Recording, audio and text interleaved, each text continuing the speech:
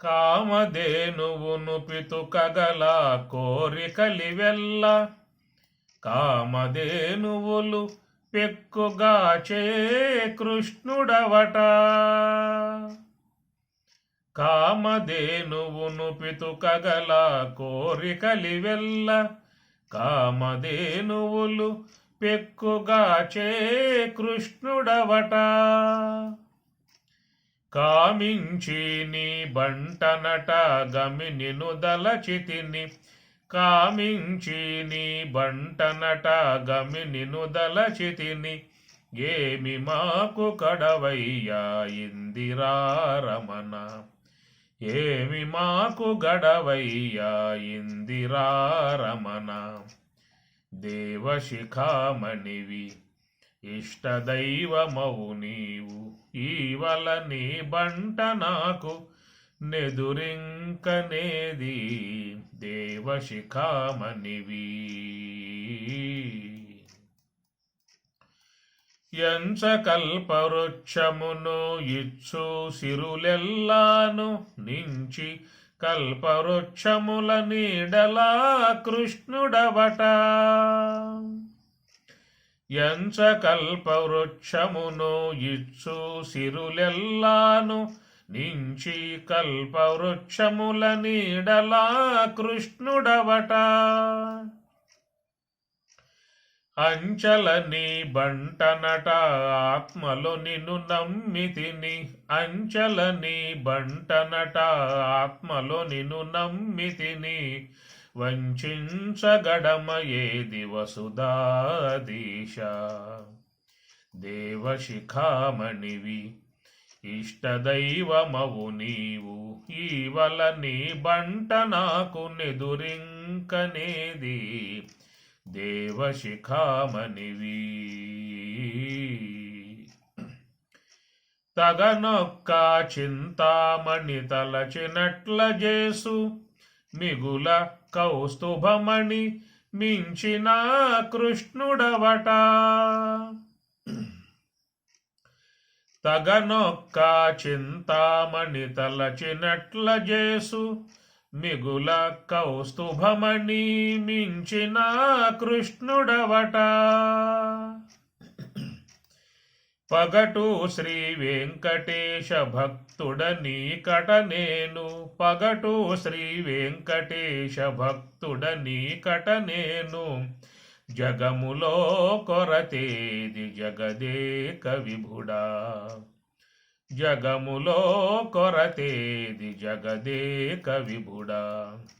దేవశిఖామణివి ఇష్టదైవమవు నీవు ఈవల నీ బంట నాకు నెదురింకనేది దేవశిఖామణివి.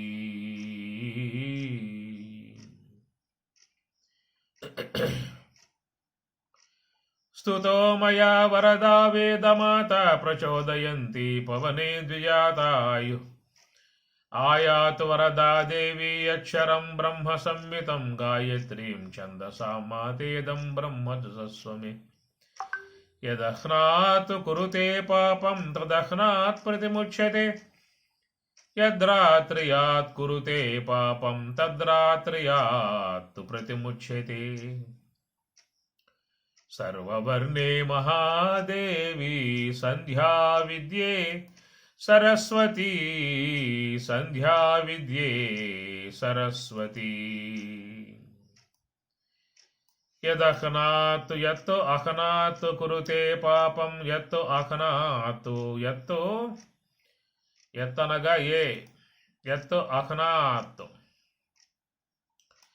యత్ అహ్నాత్ కురుతే పాపం ఏ యొక్క అహ్నాత్ పగటిపూట చేసే పాపాలు పగటిపూట చేస్తూ ఉన్నాం. యద్రాత్ర్యాత్ కురుతే పాపం రాత్రిపూట చేసే పాపాలు రాత్రిపూట చేస్తూనే ఉన్నాం.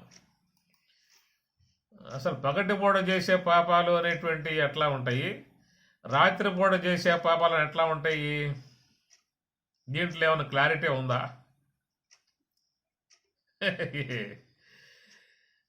ఏమండి రాత్రిపూట మేము పాపాలు ఏం చేస్తామండి? తిన్నామా, పడుకున్నాం, పొద్దున్న లేచామా? రాత్రిపూట పాపాలు చేయటం ఏంటి? ఇప్పుడు పగటిపూట పాపాలు చేస్తున్నారని చెప్పనంటే పగలంతా మెలుగు ఉంటాం కాబట్టి మరి ఈ యొక్క మోహాలకు వ్యామోహాలకు గురయ్యో సంపదల మీద ఆశ కలుగో ఏదో రకంగా లోకంలో మానవుడు ఇతరులను బాధించి హింసించి అనేకమైనటువంటి ఘోర కార్యాలు చేసి ఎట్లాగో ఏదో చేయకుండా మనిషి ఉండడు. మానవుడు తప్పు చేయకుండా ఉండే అవకాశం లేదు. ఎంతటి వాడైనా ఏదో ఒక చిన్న పాపాలు పెద్ద పాపాలు చేసే విధానం ఉంటుంది. అసలు పాపాలు లేకుండా పాపాలు రాకుండా బతకడం అనేది లేదు కదా. పాపాలు రాకుండా బతకడం అనేది లేదు. ఎంత నిక్కచ్చిగా ఉందామని చెప్పన్నా కానీ ఏదో రూపకంగా పాపాలు అనేటువంటి లోపలికి వస్తానే ఉంటాయి. దానికి చెప్పిన విధానాలలో పంచసోనములు అని చెప్పని కూడా మహాత్ములు పదాన్ని వాడుతూ ఉన్నారు. పంచసోనములు అని చెప్పనంటే పిండి రుబ్బినా పాపమే, అన్నం వండినా పాపమే, ఇల్లు చిమ్మినా పాపమే, గాలి పీల్చినా పాపమే. గాలి పీల్చడం వల్ల ఏమవుతుంది? గాలిలో ఉన్న సూక్ష్మ క్రిములను లోనకు పోతున్నాయి కదా. ఈ లోనకు పోవటం వల్ల లోన ఉన్నట్టు ఉదరగోళం అగ్నికి దెబ్బకి మొత్తం మాడి మసి అయిపోతా ఉన్నది. అట్లా రోజుకి 21,600 సార్లుగా శ్వాస పీలుస్తూ ఉన్నాము. ఆ పీలిసే శ్వాసతో బయట ఉన్న సూక్ష్మ క్రిములు లోనకి పోయే విధానం కనబడతా ఉంటుంది. మీరు గమనించినట్లయితే ఆనాటి కాలంలో కుంభకర్ణుడు నిద్రపోతూ ఉంటే నిద్ర లేపటానికి ఆయన దేహం మీదకి ఏనుగులు మనుషులు పోతాయట. ఆయన శ్వాస ఇడిచి లాగటంతో మొత్తం లోనకు పోయాయట మనుషులు ఏనుగులన్నీ కూడా. వాడు పెద్ద కాయం కాబట్టి పెద్ద పెద్ద జీవులు లోనకు పోయే అవకాశం ఉంటుంది. మంద చిన్న కాయం కాబట్టి చిన్న చిన్న జీవులు లోనకు పోయే విధానం ఉంటుంది. మరి ఈ ప్రకారంగా ఆ శ్వాస ద్వారా లోనకు పోయినప్పుడు లోన ఉన్నటువంటి అగ్నిగోళంలో ఈ మొత్తం పడ్డప్పుడు అవన్నీ కూడా రోధిస్తూ అన్నీ కూడా హతమవుతున్నాయి. కాబట్టి ఈ ప్రకారంగా వచ్చే పాపాలు రోజువారీగా ఉన్నటువంటి ఏమి. మరి శ్వాస పీల్చడం ఆపేద్దామా? పిండి రుబ్బటం ఆపేద్దామా? ఇల్లు చిమ్మటం ఆపేద్దామా? అన్నం వండటం ఆపేద్దామా? ఏమి. కాబట్టి ఇన్ని జీవులు లోనకు పోతా ఉంటే అది కూడా పాపమే అని చెప్పి అన్నారు. అన్నం తిన్నా పాపమే అని చెప్పి అన్నారు. ఎందుకంటే దాంట్లో ఎన్నో జీవులు జీవ కణం కలిగి ఉన్నాయి కాబట్టి వాటిని బాగా వండటం కారణముగా అవన్నీ కూడా బయటికి పోయాయి జీవులన్నీ కూడా. ఇట్లాగా మహాత్ములు చెప్పే మాట పంచసోనాలుగా చెప్పే మాటకి పంచయజ్ఞములు చేయండి అనేటువంటి ఒక ఉపాయం కూడా వాళ్ళు చెప్పడం జరిగింది. అందుచేత లోకంలో మనం ఏ కార్యములు చేసినప్పటికీ కూడా ఏదో కించిత్ దోషం తప్పనిసరిగా వస్తుంది. ఏమి మరి ఈ ప్రకారంగా రాత్రిపూట పగటిపూట అన్ని వేళలా కూడా ఏదో రూపకంగా జీవులు పాపాలు చేసే విధానముగా ఉన్నది. ఇక్కడ చెప్పే మంత్రంలో అయ్యా మాకెంత వద్దు, మాకేం చెప్పవద్దు, పగటిపూట చేసే పాపాలు పగటిపూట పోగొట్టేయండి, రాత్రిపూట చేసే పాపాలు రాత్రిపూట పోగొట్టేస్తే మాకు ఏ సమస్య ఉండదు కదా, మాకు ఏ భయం లేదు, ఏ దిగులు లేదు, మేము ప్రశాంతంగా ఉండే అవకాశం ఉంటుంది. కాబట్టి యదహనాత్ కురుతే పాపం.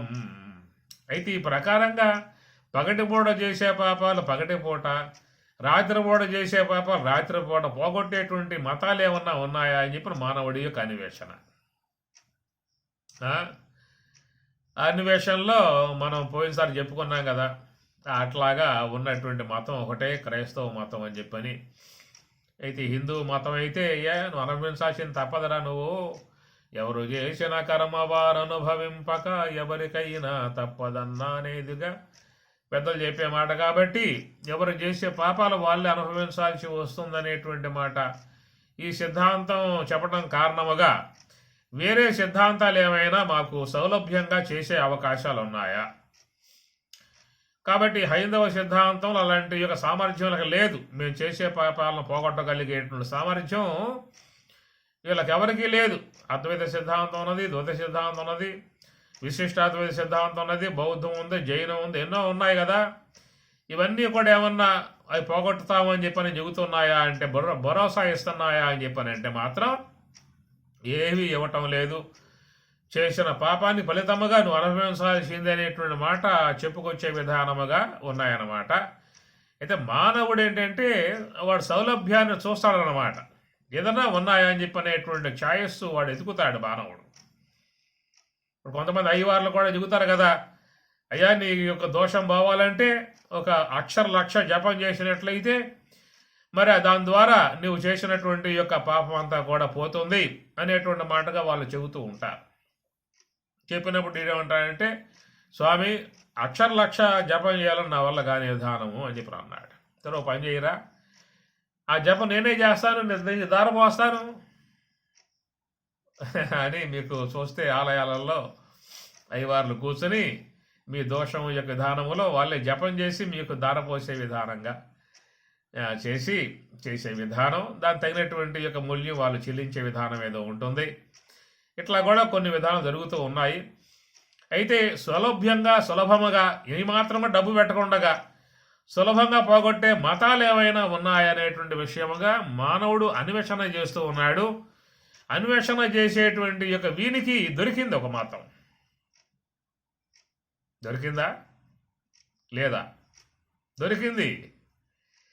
కాబట్టే దాంట్లోకి అందరూ అన్ని వర్ణాల వాళ్ళు, అన్ని వర్ణాలు, అగ్రవర్ణం నుంచి తక్కువ వర్ణం అనేటువంటి వాళ్ళ వరకు కొన్ని లక్షల మంది దాంట్లోకి వెళ్ళిపోయి చక్కగా ఆ పాపాలను వాళ్ళు పోగొట్టుకుని పునీతులై పరిశుద్ధాత్ములై వారు చక్కగా మరి ప్రభువుని చేరుకుంటూ ఉన్నారు. ఏమి సౌలభ్య మార్గం ఉందా లేదా అనిపిస్తూ ఉందా అని చెప్పే విధానముగా చూసినప్పుడు చాలామంది అమాయకంగా అజ్ఞానంగా తెలియనితనంతో వాళ్ళ పాపాలు పోగొడతా అని చెప్పి అంటున్నారనేటువంటి ఒక మాట కట్టుబడి దానికి ఆశపడి నిజంగా వాళ్ళు ఆ మతాలలో చేరిపోవడం లాంటి జరుగుతున్నది. దాంట్లో ఉన్న విధానం తెలిస్తే మాత్రం వాడు అడుగు పెట్టే అవకాశాలు లేవు. ఏమిటని చెప్పానంటే దాంట్లో ఉన్న ప్రమాదము, వాళ్ళు జన్మ సిద్ధాంతాన్ని అంగీకరించరు. కొంచెం విషయాన్ని మనం అధ్యయనం చేద్దాం. ఇక్కడ వాళ్ళు జన్మ సిద్ధాంతాన్ని అంగీకరించరు. ఒక హైందవ సిద్ధాంతం, ఆర్య సిద్ధాంతం, వేద సిద్ధాంతం వల్ల మాత్రమే జన్మ పరంపరా విధానాన్ని అంగీకరించడం జరిగింది. కాబట్టి జాతస్య హి ధ్రువో మృత్యు ధ్రువం జనం మృతస్య అనే శ్లోకాలన్నీ కూడా జన్మ సిద్ధాంతాన్ని ప్రబోధించేటువంటివిగా ఉన్నాయి.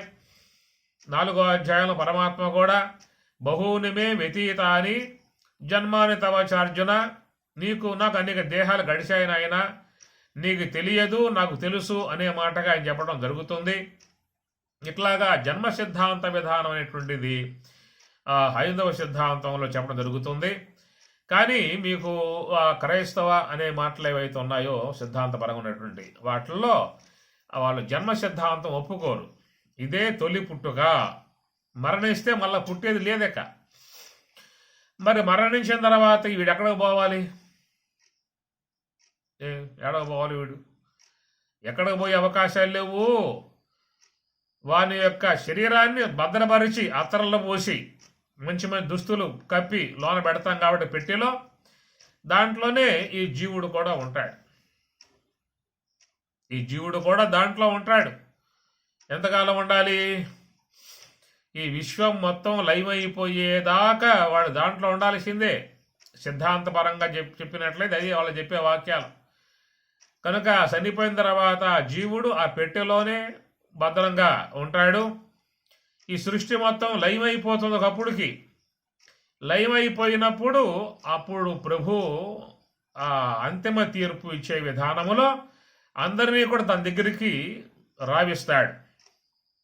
ఎప్పుడు విశ్వం లయం కావాలి. అది ఎప్పుడు లయం అవుతుందో తెలియని విషయం. ఎప్పుడు లయం అవుతుందో తెలిసే విషయం కాదు అది.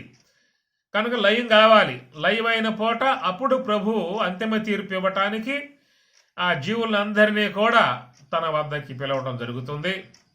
ఆ ప్రకారముగా ఇంతకాలంగా ఆ పెట్టెలో కూర్చుని ఉన్నటువంటి ఆ జీవుడు ఆ కాలానికి విశ్వం అంతా లైవ్ అయిపోయినప్పుడు ఆ ప్రభు వద్దకి మొత్తం కూడా వెళ్ళటం జరుగుతుంది.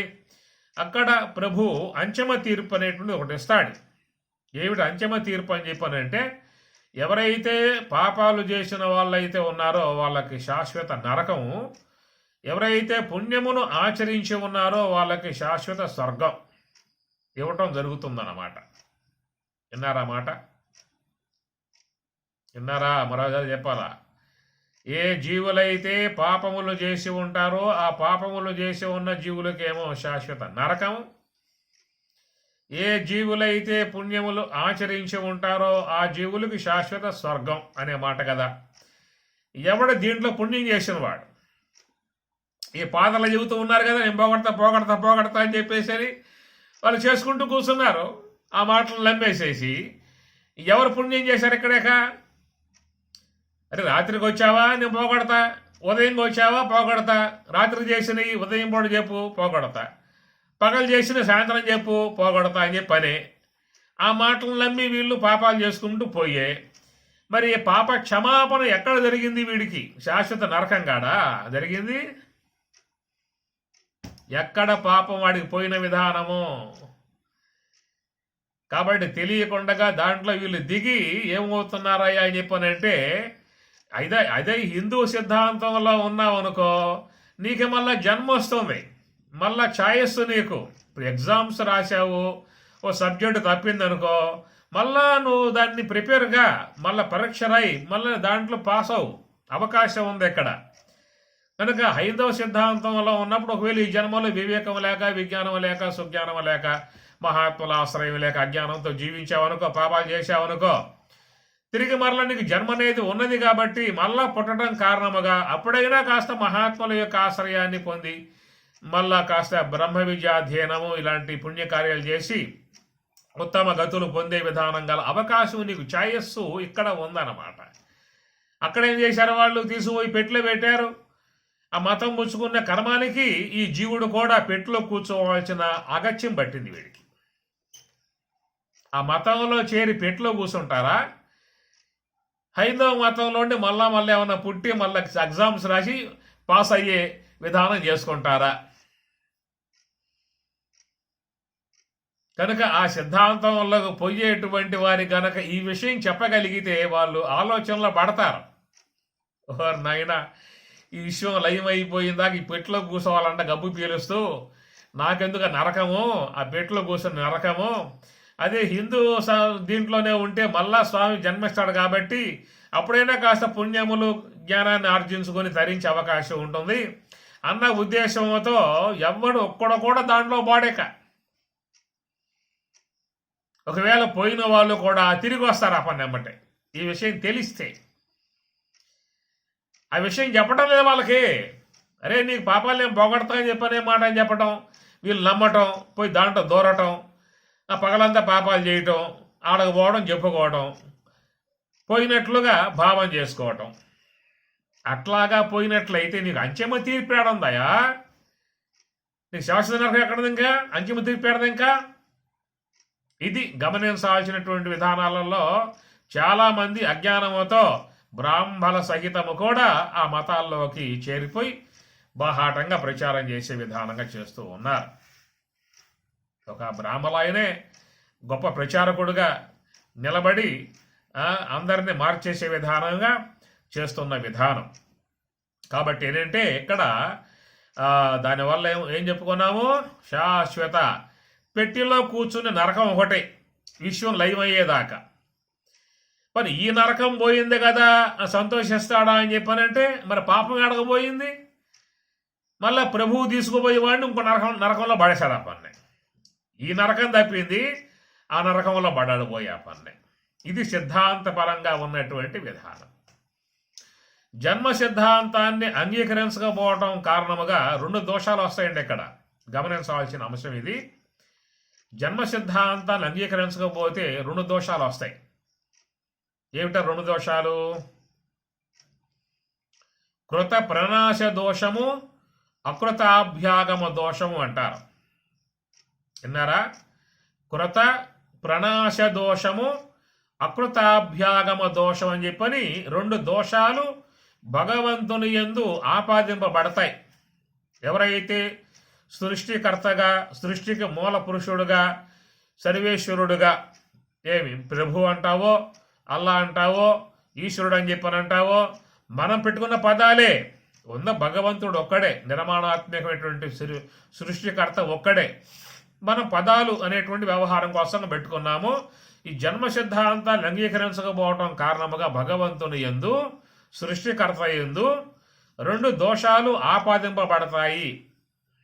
ఏమిటా రెండు అని చెప్పనంటే కృత ప్రణాశ దోషము అని చెప్పని అన్నారు.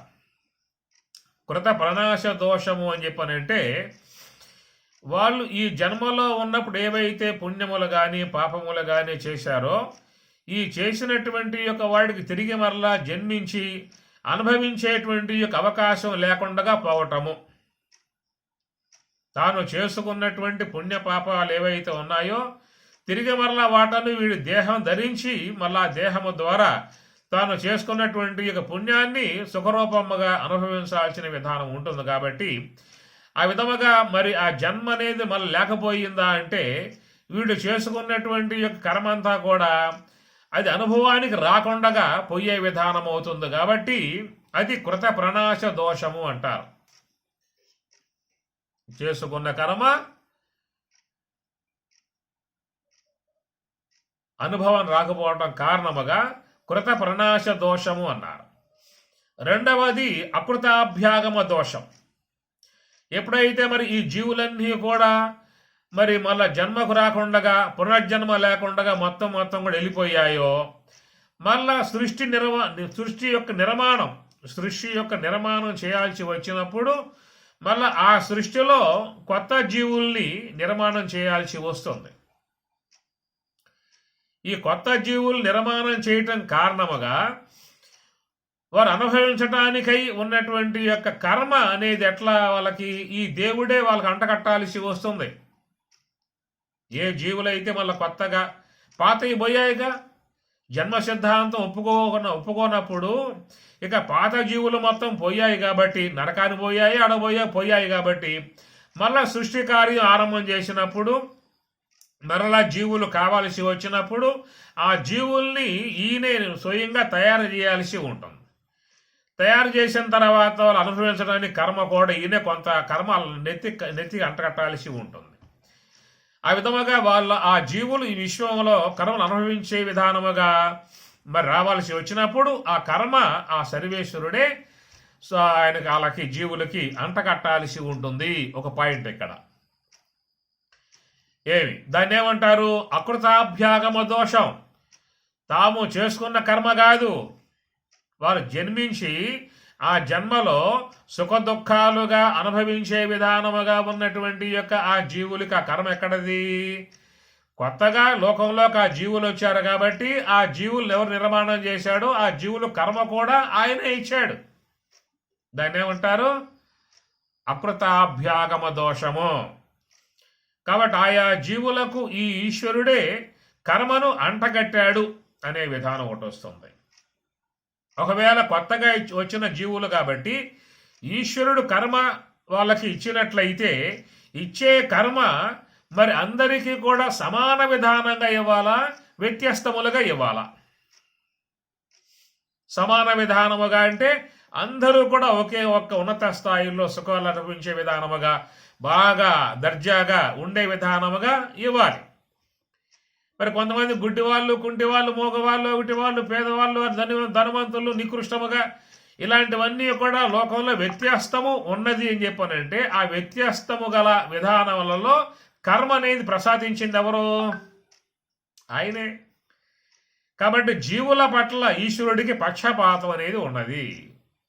కొంతమంది జీవులకేమో మంచి కర్మ ఇచ్చాడు, కొంతమంది జీవులకేమో చెడ్డ కర్మ ఇచ్చాడు. కాబట్టి ఈ జీవులంటే ఆయనకి ఎంతో ప్రేమ, ఆ జీవులంటే ఆయనకి ఎంతో ద్వేషము, ఆయనకి రాగద్వేషాలు ఉన్నాయి, కర్తృత్వ భోక్తృత్వాలు ఉన్నాయి. ఇవి ఈశ్వరుని యందు అంటగట్టే విధానం ఏర్పడుతుంది జన్మ సిద్ధాంతాన్ని ఒప్పుకోకపోవటం కారణముగా. హైందవ సిద్ధాంతం ఏముంటుంది? అయ్యా జన్మ సిద్ధాంతం ఉన్నది కాబట్టి వచ్చేటువంటి యొక్క జీవులు అనాదిగా ఉన్నారు, వాళ్ళు పుడుతూ సస్తూ వస్తూ ఉన్నారు. కాబట్టి వాళ్ళ స్థితిగతులకు వాళ్ళ వాళ్ళ సుఖదుఖాల కారణాలు వాళ్ళు చేసుకున్న కర్మే, ఈశ్వరుడు ఇచ్చేది కాదు. కాబట్టి ఈ ప్రకారముగా అనాదిగా వచ్చేటువంటి జీవుల విధానములో ఏమవుతుంది, అక్కడ అకృతాభ్యాగమ దోషము లేదు, కృత ప్రణాశ దోషము లేదు. కృత చేసుకున్న కర్మ రాబోయే దేహంలో అనుభవానికి వచ్చేవిగా ఉన్నాయి. అకృతాభ్యాగమ దోషం సొంతంగా సర్వేశ్వరుడు వాళ్ళకేమీ కూడా కర్మని ఇచ్చే విధానము కాదు. ఎవరు చేసుకున్నటువంటి కర్మ వాళ్ళు అనుభవవేక వేద్యముగా తెచ్చుకుంటున్నారు. కాబట్టి ఇది జన్మ సిద్ధాంతాన్ని అంగీకరించడం వల్ల కలిగేటువంటి సౌలభ్యత. జన్మ సిద్ధాంతాన్ని ఒప్పుకోకపోయావు అని చెప్పనంటే విశ్వం లైవ్ అయినప్పుడు ఈ జీవులన్నీ మొత్తం వెళ్ళిపోయాయి, పోయినాయి కదా, మళ్ళీ పుట్టుక లేదుగా. ఒకసారి పుట్టుక జీవికి ఆ సిద్ధాంత ప్రకారముగా మళ్ళీ పుట్టే అవకాశం లేదేక. కనుక ఈ జీవులన్నీ కూడా విశ్వం లైవ్ అయిపోయినప్పుడు మొత్తం పోయాయి. అంటే ఏమిటి, వాళ్ళు చేసుకున్న కర్మ అనుభవానికి రాకుండా పోయింది, కృత ప్రణాశ దోషం. మళ్ళగా కొత్తగా విశ్వం ఆవిర్భావం అయినప్పుడు ఆ విశ్వ ఆవిర్భావంలో మళ్ళీ జీవులు కావాలిగా. మళ్ళీ ఆ జీవులు కావాల్సి వచ్చినప్పుడు ఆ జీవుల యొక్క నిర్మాణం మళ్ళీ ఆయన చేయాల్సి వస్తుంది. లేని జీవుని నిర్మాణం చేసి మళ్ళీ వాడు కొంత కర్మను అంటగట్టే విధానంగా చేయటం అనేటువంటి యొక్క దోషాలు ఈశ్వరుని యందు వచ్చే విధానం అనేటువంటిది ఉంటుంది. అది అందుచేత మరి హైందవ సిద్ధాంతం, ఆర్య సిద్ధాంతం అనండి, హైందవ సిద్ధాంతం అనే మాట కూడా సంపూర్ణం కాదు. ఆర్య సంస్కృతి లేదా వేద సంస్కృతి, ఋషి సంస్కృతి అనే పదం వాడచ్చు, సరిపోతుంది అక్కడ. కనుక ఋషి సంస్కృతిలో, వేద సంస్కృతిలో చెప్పేటువంటి మాట జన్మ పరంపర విధానం అనేటువంటిది ఉన్నది. కాబట్టి ఈ జీవులు అనాదిగా వస్తున్నటువంటి వారు, అనాదిగా వస్తూ ఉన్నారు. కాబట్టి ఆది చెప్పే అవకాశం లేదు అని చెప్పి అన్నారు. అలాగా వచ్చేటువంటి జీవులు తాము చేసుకున్నటువంటి ఏ కర్మ అయితే ఉన్నదో ఆ పుణ్య పాప విధానమై ఉన్నటువంటి కర్మ ఎవరూ కూడా చేయిబెట్టి పోగొట్టే విధానాలు అక్కడేమీ లేదు. ఆ మొత్తం కూడా సూక్ష్మ దేహంలోనే చేరి ఉన్నటువంటి విధానము, ఆ సూక్ష్మ దేహంలో మొత్తం కూడా ప్రింట్ అయి ఉండే విధానము. కనుక అట్టి ఆ సూక్ష్మ దేహంలో చేరి ఉన్నటువంటి కర్మలు తొలగింపజేసుకోవటానికి, తీసివేయటానికి మనకి వేదం రెండు మార్గాలు బోధించింది. ఏమిటా అని చెప్పనంటే, చక్కగా మహాత్ములను ఆశ్రయించి గురువులను సేవించి వారి ద్వారా బ్రహ్మ విద్యను అధ్యయనం చేసి వారి యొక్క సేవలో జీవితం గడుపుకుంటూ వారు చెప్పే బోధను ఆలకిస్తూ వారు చెప్పినటువంటి యొక్క సోహంభావ ధ్యానమును శీలిస్తూ మరి ఆ సూక్ష్మ దేహాన్ని ఆ జ్ఞాన జలముతో కడిగి వేసుకోవటం, జ్ఞానము ద్వారా ప్రక్షాళనం చేసుకోవటం. కాబట్టి బ్రహ్మాగ్నిలో మొత్తం కాల్చి వేసే విధానం అది గురుదేవుడు మనకు ఇచ్చినటువంటి చక్కటి సూటి మార్గము, సోహంభావ ధ్యాన మార్గము. ఏమి మహాత్ములు అందరూ చెప్పిన మార్గం ఇది. లక్ష్మణార్యులే కాదు, భగవద్గీత, ఉత్తర గీత, సీతారామాంజనేయ సంవాదము, శంకరాచార్యుల వారు, రమణ భగవాన్ల వారు, లక్ష్మణార్యులు, అన్నయ్య తీర్థులు, శాస్త్రి స్వామి వారు అందరూ మహానుభావులు. వారు చక్కటి మార్గాన్ని మనకు సులభముగా అందించారు. అయ్యా నువ్వు ఏం భయపడమాక, నీలో ఉన్న దోషాలు సమగ్రంగా మొత్తం కూడా పోతాయి, ఏ ఉండవేక, శుద్ధమవుతావు, శుద్ధ జీవుడు అవుతావు, శుద్ధాత్మను పొందుతావు అని చెప్పేసి చక్కగా వాళ్ళ దగ్గర ఉండి బోధంతా మనకి వినిపించి ఆ ధ్యాన మార్గాన్ని 4 సోపానాలు కూడా చక్కగా వివరించి చెప్పి ఆ 4 సోపానాలలో పయనించేటువంటి విధానంలో వారు ఆశీర్వదించి అభయాన్ని ఇచ్చి ధైర్యాన్ని చెప్పి చక్కగా మార్గంలో పయనించే విధానముగా చక్కటి అభయ హస్తాన్ని అందించి ఆ విధముగా పయనింపజేసే విధానములో మరి లోపల ఏ యొక్క బ్రహ్మాగ్ని ఉన్నదో ఆత్మ సంయమ యోగాగ్నౌ జుహ్వతి జ్ఞాన దీపితే, ఆత్మ సంయమ యోగాగ్నౌ, ఆత్మ సంయమనం అనేటువంటి యొక్క యోగాగ్ని ద్వారా బ్రహ్మాగ్నౌ బ్రహ్మణాహుతం, గీత బోధిస్తున్న విషయం. అంటే బ్రహ్మాగ్ని ద్వారానే అంతా కూడా దగ్ధం చేయాల్సి ఉంటుంది అనేటువంటి మాట మరి భగవద్గీత బోధిస్తున్నటువంటి విధానము. అంటే భాగవతం కూడా మనకు చెప్పేటువంటి విధానం కూడా ఈ విషయ అంశమే. సంసారమిది బుద్ధి సాధ్యము గుణకర్మ గణబద్ధమ జ్ఞాన కారణంబు అనే పద్యములో జ్ఞానాగ్ని ద్వారా మొత్తం కూడా వీళ్ళు దగ్ధం చేసి బ్రహ్మానుభవాన్ని పొందగలుగుతున్నారనేటువంటి మాట ఆ పద్యంలో భాగవతం మనకి బోధిస్తున్నటువంటి విషయము.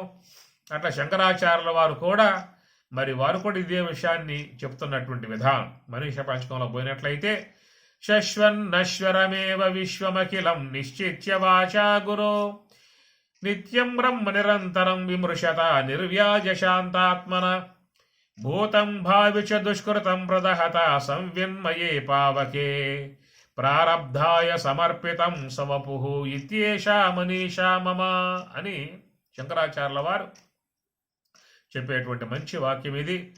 భూతం భావిచ దుష్కృతం, భూతం భూతకాలంలో, భావిచ భవిష్యత్ కాలంలో ఏ యొక్క దోషాలు చేస్తూ ఉన్నామో అవన్నీ కూడా ప్రదహత సంవిన్మయే పావకే. సంవిన్మయే అనగా ఆత్మజ్ఞానం అనేటువంటి యొక్క దాంట్లో పావకే అగ్నిలో ప్రదహత దహించి వేస్తున్నారని చెప్పి అంటాడు శంకరాచార్యుల వారు తన మనీషా పంచకంలో. ఈ మాట అన్ని శాస్త్రాలు కూడా చెప్పుకొస్తున్న విషయం కాబట్టి అందుచేత ఎవరికి కూడా భయపడాల్సిన అవసరం లేదు. ఈ యొక్క సూక్ష్మదేహంలో చేరిపోయి ఉన్నటువంటి దోషాలని నశింపజేసుకునేటువంటి యొక్క అవకాశం, సౌలభ్యం మనకి స్వామివారి ద్వారా మనకు ఆ యొక్క సౌలభ్య మార్గం అందింది. స్వామివారి అనుగ్రహముతో స్వరాజ్య ఆశ్రమ విధానంలో చక్కగా వేద శాస్త్రములు, ఉపనిషత్తులు, భగవద్గీత, బ్రహ్మసూత్రాదులు అన్నిట్లలో చెప్పే విషయం అంతా కూడా స్పష్టంగా మనకి అర్థమయ్యేట్లుగా స్వామివారు మనకి అందించారు.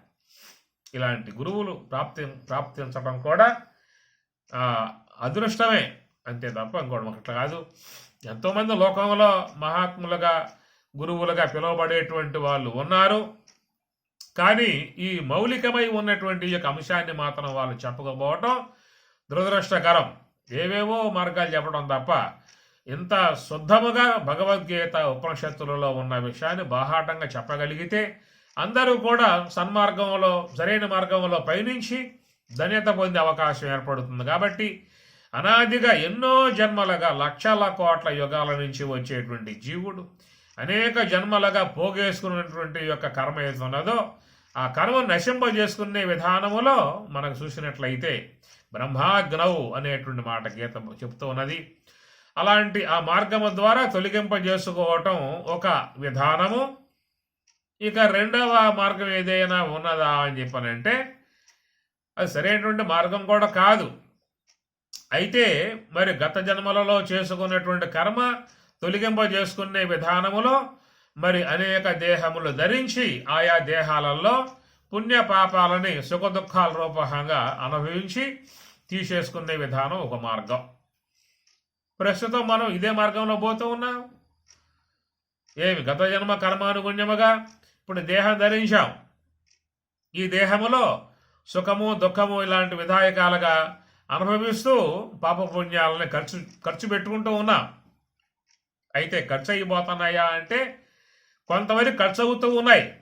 కానీ మళ్ళీ ఏం చేస్తున్నామంటే దానికి తగిన విధానముగా మళ్ళీ ఆర్జించుకొని లోపల ఆ లోటు బడ్జెట్ను కాస్త మళ్ళీ పూర్తి చేసుకుని ఇంకా అదనంగా కొంత ఇంకా ఎక్స్ట్రా కూడా దాన్ని చేర్చుకుని పెట్టుకునే విధానంగా చేసే పని చేస్తూ ఉన్నాం.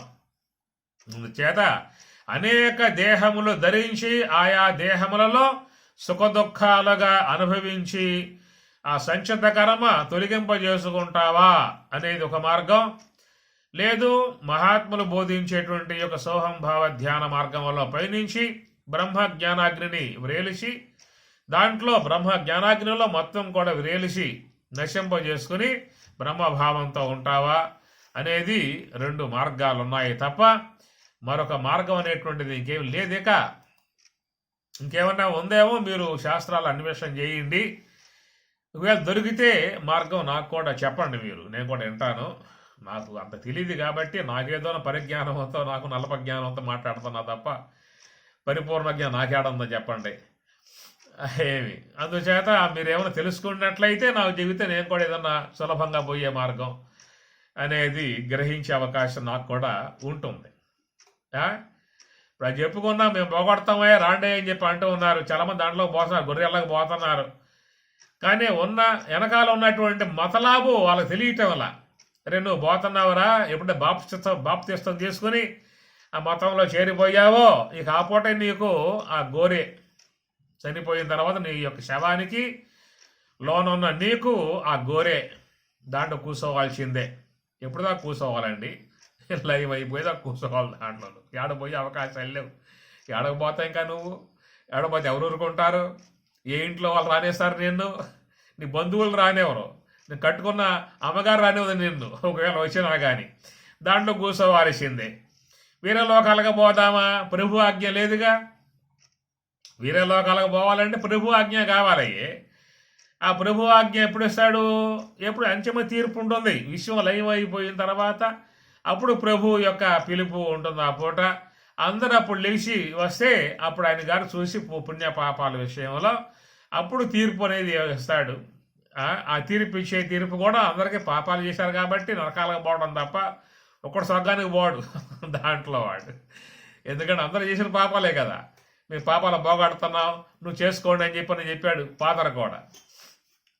కనుక అందరూ చేసిన వాళ్ళే కాబట్టి మొత్తం నరకానికి పోయే విధానం ఉంటుంది. ఏమి ఇక్కడ నరకమే, చచ్చాక గోరిలో అదొక నరకం, తర్వాత ప్రభువు యొక్క తీర్పులో అదొక నరకం, పెద్ద నరకం. ఎందుకు నరకం నీకు చెప్పండి?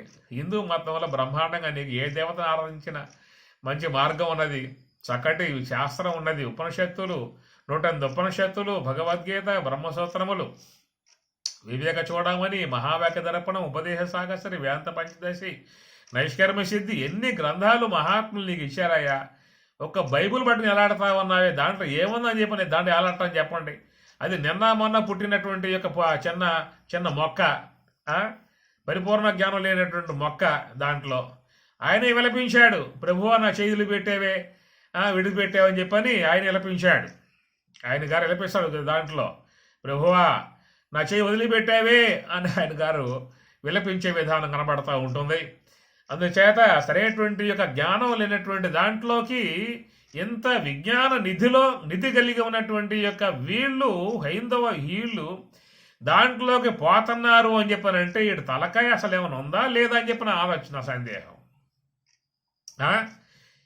ఇంతమంది మహాత్ములు, యతీశ్వరులు, సాధువులు, సన్యాసులు, ప్రభురాజికులు, విద్వసత్తములు, ఋషిమునులు, జ్ఞానులు, యోగులు, బ్రహ్మవేత్తలు, వివేకానంద, రామతీర్థ, తోతాపురి, పరమహంస, బ్రహ్మంగారు, వేమనయు, ఎంతమంది తాత్వికులందరూ కూడా జనించి ఉన్నటువంటి యొక్క సంస్కృతిలో పుట్టినటువంటి వాడివై నువ్వు దాంట్లోకి పోతున్నావు అని చెప్పానంటే నీకు తలకాయ అసలు ఉందా లేదా అని చెప్పి సందేహం నాకు అంతే, ఇంకేం లేదేక. దాంట్లో ఏముందని చెప్పి అక్కడ పోతున్నావు?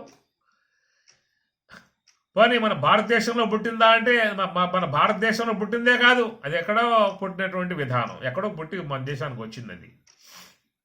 అలాంటి విధానాలలో మరి ఇలాంటి విధానం షడ్రసోపేతముగా ఉన్నటువంటి యొక్క భోజనం సిద్ధంగా ఉంటే అది భోజనం చేయకుండా పుల్లపు మెతుకుల కోసం వీళ్ళు పోయే విధానం చూసినట్లయితే వాళ్ళు పోయే విధానము కోరుకుని నరకాన్ని కోరుకుని పోతున్నటువంటి యొక్క వాళ్ళుగా మనం భావించాల్సే ఉంటుంది.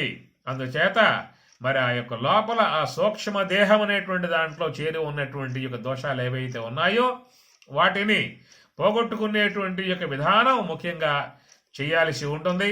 అయితే మానవుడు ఏం చేస్తున్నాడని చెప్పానంటే జీవితంలో మరువను ఆహారంబును, మరువను సంసార సుఖము, మరువను ఇంద్రియ భోగము, మాధవని మాయా, మరచద సుజ్ఞానంబును, మరచద తత్వరహస్యము, మరచద గురువును దైవము, మాధవని మాయా. ఇక్కడ చేస్తున్న పని ఇదన్నమాట. మరువను ఆహారంబును, మరువను సంసార సుఖము. ఈ విధముగా మరి ఇంద్రియాలకు లోబడి, దేహ వ్యామోహాలకు లోబడి జీవుడు తన జీవత్వానికి పెంపొందింప చేసుకునే విధానముగా మరి ఆ మార్గంలో పోతూ ఉన్నాడు. మరచద సుజ్ఞానంబును, మరచద తత్వరహస్యము, మరచద గురువును దైవము, మాధవని మాయా. విడువను పాపము పుణ్యము విడువను నా దుర్గుణములు విడువను మిక్కిలి ఆశను విష్ణుడని మాయా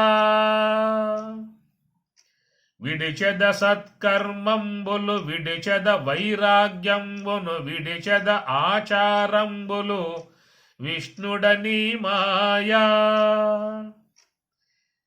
ఈ ప్రకారముగా మానవుడు తాను చేసేటువంటి మరి ఈ పాప కార్యాలకేనంటే సూక్ష్మదేహములో చేరి ఉన్నటువంటి గుణములు.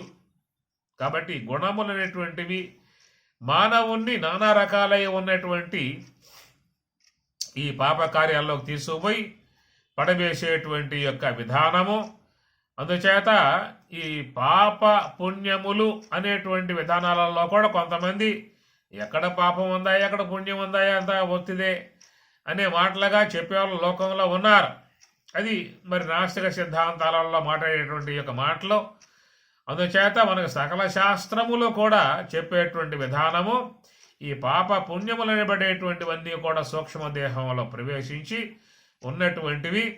కాబట్టి వాటిని మనం పోగొట్టుకోవాలని చెప్పి అన్నట్లయితే యత్ అహ్నాత్ కురుతే పాపం తత్ అహ్నాత్ ప్రతిముచ్యతే యద్రాత్రియాత్ కురుతే పాపం తద్రాత్రియాత్ ప్రతిముచ్యతే. ఇది మనకు మంత్రంలో వచ్చేటువంటి అంశము. కనుక పగటిపూట చేసేటువంటి పాపములు పగటిపూటే తొలగిపోయే విధానము, రాత్రిపూట చేసేటువంటి పాపములు రాత్రిపూటే తొలగిపోయే విధానము అనేటువంటి మాటకి ఇక్కడ స్వామివారు తమ వ్యాఖ్యానాన్ని అందిస్తూ చెప్పిన విషయం ఏమిటి? పగటిపూట చేసిన పాపములు పగటిపూట పోవటం అని చెప్పనంటే అది జాగ్రత్తలోని జాగ్రత్త అవస్థ అని స్వామివారు చెప్తున్నారు. ఇక్కడ జాగ్రత్తలోని జాగ్రత్త అవస్థ అని చెప్పనంటే దాన్ని యోగ సమాధి అని చెప్పని అన్నారు. జాగ్రత్తలో జాగ్రత్త అవస్థ అంటే యోగ సమాధి అని అర్థం. కనుక ఈ ప్రకారముగా ఇంద్రియములు కలిగి ఇంద్రియ వ్యాపారం కలిగి దేహ వ్యాపారం కలిగి ఈ శరీర విధానములో ఇంద్రియ వ్యాపారములో ఇంద్రియ వ్యవహారములో తాను చేసినటువంటి యొక్క ఈ ఏ పాపాలైతే ఉన్నాయో ఇవన్నీ కూడా జాగ్రత్తలోని జాగ్రత్త అవస్థ అని చెప్పనంటే యోగ సమాధి అని అర్థం. ఇంద్రియములు కలిగి ఉన్నటువంటి ఒక దశ, ఆ దశలో చేసినటువంటి పాపములు ఇంద్రియములు మొత్తం లయమైపోయిన తర్వాత ఉన్నటువంటి ఏ యొక్క జ్ఞానస్థితి ఉన్నదో యోగ సమాధి, ఆ యోగ సమాధియే జాగ్రత్తలోని జాగ్రత్త అని చెప్పనేటువంటి మాటగా.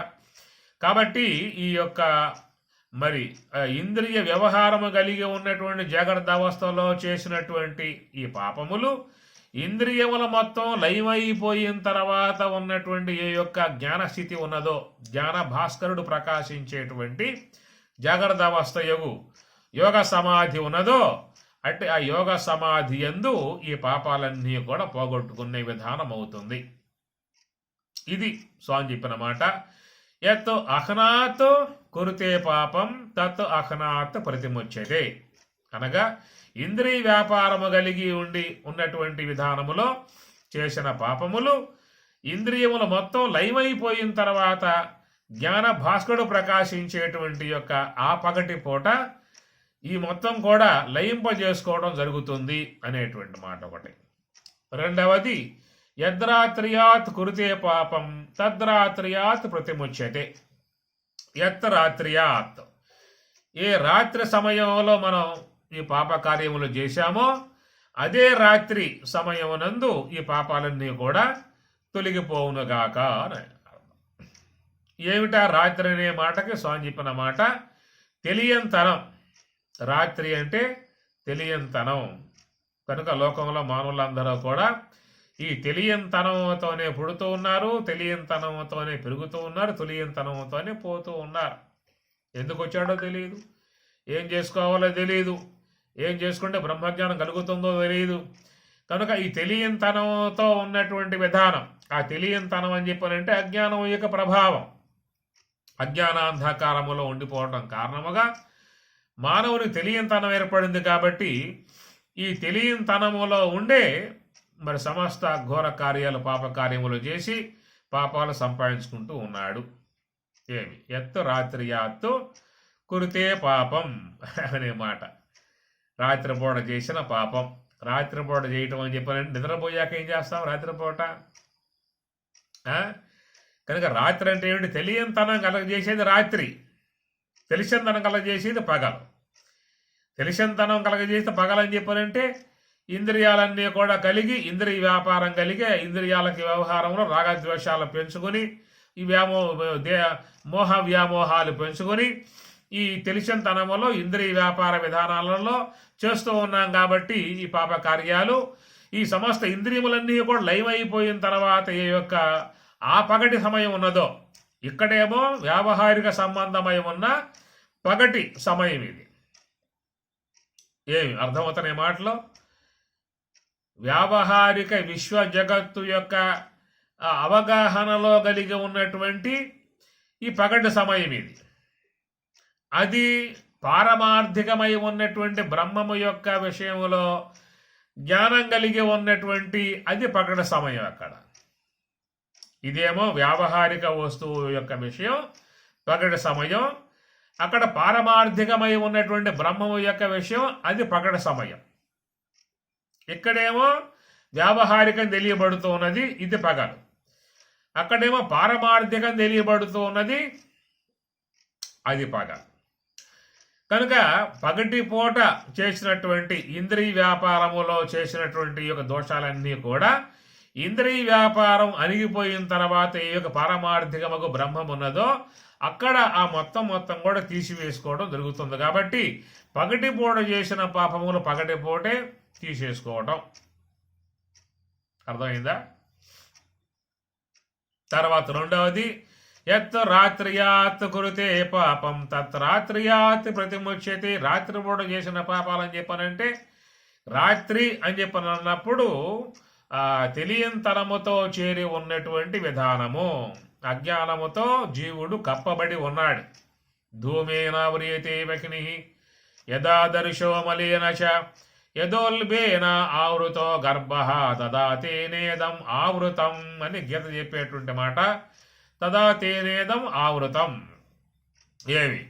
అగ్నిని పొగ కప్పివేసినట్లు, దుమ్ము అద్దాన్ని మరుగు చేసినట్లు, ముఖబింబం మరుగు చేసినట్లు, శిశువుని మావి కప్పివేసినట్లుగా మరి మనలో ఉన్నటువంటి విధానములో ఆ అజ్ఞానం అనే అంధకారం కప్పివేసి ఉన్నటువంటి విధానము.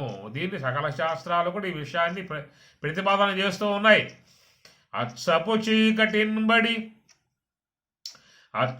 చీకటిన్బడి గృహవ్రతులై విషయ ప్రవిష్టులై చచ్చుచు బొట్టుచున్ మరల చెరివినులైన వారికి జచ్చర పుట్టునే అని భాగవతం చెబుతున్నమాట. అచ్చపు చీకటి అన్నాడు. అచ్చపు చీకటి అంటే గాఢాంధకారమై ఉన్నటువంటి విధానం, తెలియనితనం మొత్తం కూడా దాంట్లో సకల జీవులు కూడా ఉన్నటువంటి విధానం.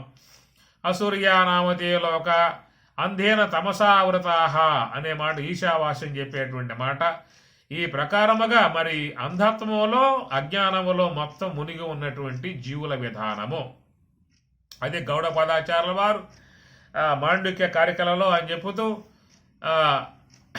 ఏం చెప్పారు?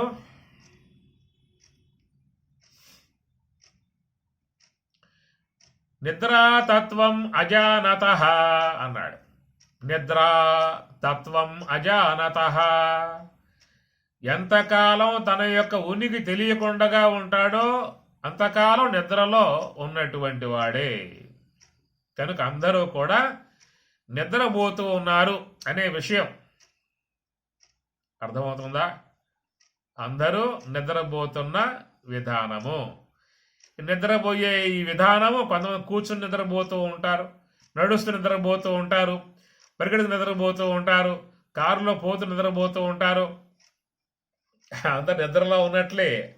అన్యదా గృహత నిద్ర తత్వం అజానత.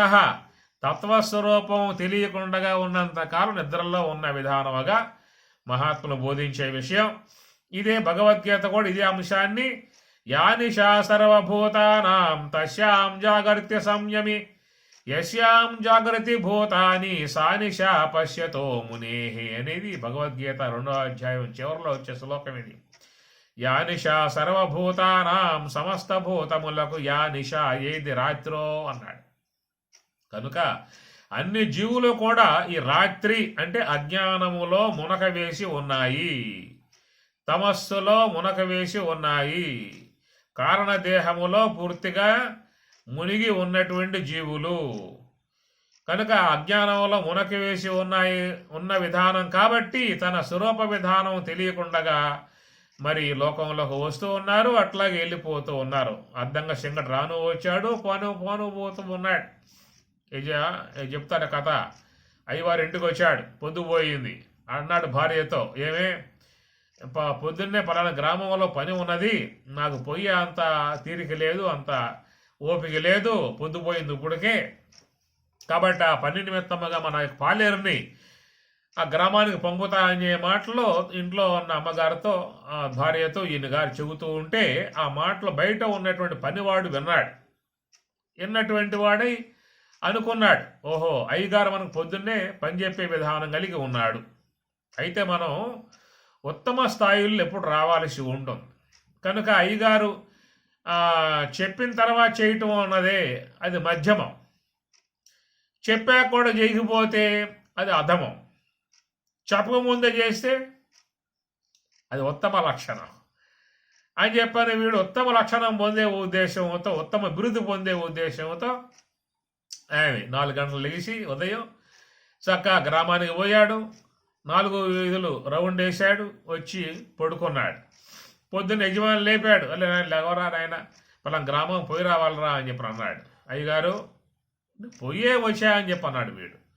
నువ్వు పోయి రావడం ఏంటిరా, నువ్వు రాత్రి అమ్మగారు చెబుతూ ఉన్నావు పంపుతా అని చెప్పేసి అని ఆ మాటలు నేను విన్నాను, కాబట్టి నువ్వు చెప్పిన దాకా ఎందుకు ఉండాలి, నేను చెప్పకముందు చేయడం మొత్తం లక్షణం కదా, చెప్పాక చేస్తే మధ్యమ లక్షణం అవుతుంది, అందువల్ల నేను గ్రామానికి పోయి వచ్చా అన్నాడు.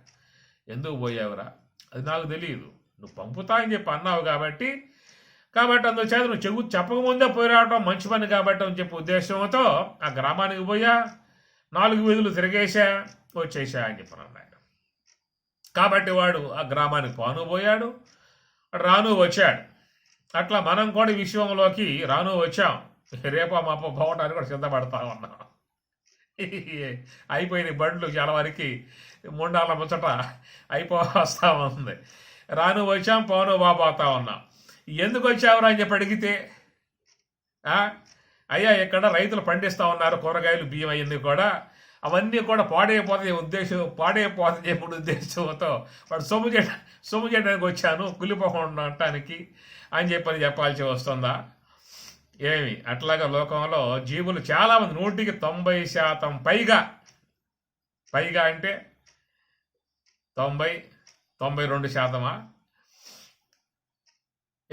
దాదాపుగా చాలా వరకు ఈ జీవులు లోకంలోకి అద్దంగా సింగల్లాగా రాను వస్తా ఉన్నాయి, పోను పోతా ఉన్నాయి.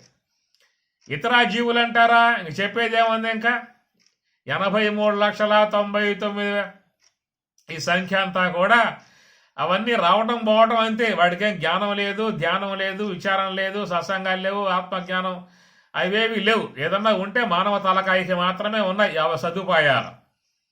ఇలాంటి మానవ తలకాయలో అవకాశం ఉన్నటువంటి ఒక వీడియోనే చేస్తున్నాడా అని చెప్పానంటే 90% పైగా ఎవడో చేయటం లేదు. అద్దంగా సింగల్లాగా రాను వస్తా ఉన్నారు, రోజువారీగా కొన్ని లక్షల మంది వస్తూ ఉన్నారు, పోతానే ఉన్నారు. ఈ ప్రకారంగా ఈ అజ్ఞానములో, ఈ తెలియనితనములో ఉన్నటువంటి వారే తాము చేసేటువంటి ఏ పాపాలైతే ఉన్నాయో, అజ్ఞానములో చేసినటువంటి యొక్క ఈ పాపాలన్నీ కూడా తొలగిపోవాలని చెప్పి అన్నట్లయితే దాన్ని యోగ నిద్ర అన్నారు. ఏమి మనం పొందేదేమో మామూలు నిద్ర, అజ్ఞాన సంబంధ నిద్ర, రాత్రి పొందేది. మహాత్ములు పొందేది యోగ నిద్ర. శ్రీ మహావిష్ణువు కూడా వైకుంఠంలో అప్పుడప్పుడు 6 నెలలకు ఒకసారి ఆయన కూడా నిద్రకి వెళ్తూ ఉంటాడు. దాన్ని ఏమంటారు, ఆయన పొందే నిద్రని యోగ సమాధి. శ్రీమన్నారాయణుడు పొందేటువంటి యోగ సమాధి. దక్షిణాయనం అంతా కూడా యోగ సమాధిలో ఉంటాడు. ఉత్తరాయణం వస్తే మళ్ళా లేచి కూర్చుంటాడు. భక్తులు వస్తారు కాబట్టి వాళ్ళకి మళ్ళా స్వామివారు వాళ్ళకి మళ్ళా స్వాగతం పలకాలి కనుక వాళ్ళకి మళ్ళీ వైకుంఠ ద్వారం తీయాలి కదా. ద్వారపాలకులు వాళ్ళు మూసేసుకుంటారు ద్వారాలన్నీ కూడా, కనుక వాళ్ళకి ఇబ్బంది అవుతుంది కాబట్టి స్వామివారు మళ్ళీ వాళ్ళ భక్తుల కోసం లేచి కూర్చుండే విధానము. ఉత్తరాయణ కాలం అంతానేమో ఆయన పగటి పూట, దక్షిణాయనం అంతానేమో రాత్రి అని చెప్పి అన్నారు. ఆ రాత్రి కూడా యోగ సమాధి అయింది కాబట్టి యోగ నిద్ర అని చెప్పి అన్నారు. ఎట్లా శ్రీమన్నారాయణుడు యోగ నిద్రలో ఉంటాడో అట్లా బ్రహ్మవేత్తలు కూడా యోగ నిద్ర పొందుతారు. కాబట్టి అటు యోగ నిద్రయుగు రాత్రి అనే దాని ద్వారా అజ్ఞానంలో చేసినటువంటి పాపాలన్నిటినీ కూడా వాళ్ళు పోగొట్టుకోవటం జరుగుతుంది. విన్నారా ఏమన్నా? యత్ అహనాత్ కురుతే పాపం తత్ అహనాత్ ప్రతిముచ్యతే, యత్ రాత్ర్యాత్ కురుతే పాపం తత్ రాత్ర్యాత్ ప్రతిముచ్యతే అని ఈ విధంగా ఈ మంత్రానికి స్వామివారు చక్కటి అర్థాన్ని చెప్పడం జరిగింది. అందరికీ శుభాశిష్యులు, శుభమస్తు. స్వామివారి యొక్క భావన అద్భుతమై ఉన్నటువంటి భావన, మహానుభావుడు ఇచ్చేటువంటి యొక్క అర్థాలు గ్రహించుకుని జీవితం అనుష్ఠించి తరించి మనం పయనించాల్సి ఉంటుంది. అలాంటి శక్తిని, భక్తిని గురుదేవుడు సర్వేశ్వరుడు జగన్మాత ప్రసాదించి కాపాడునుగాక అని చెప్పని ఆశీర్వదిస్తూ ఓం సహనా భవతు సహనౌ భునక్తు సహ వీర్యం కరవావహై తేజస్వినావధీతమస్తు మా విద్విషావహై. ఓం శాంతి శాంతి శాంతి. హరి ఓం దత్సతు. శ్రీ గురుభ్యో నమః. హరి ఓం.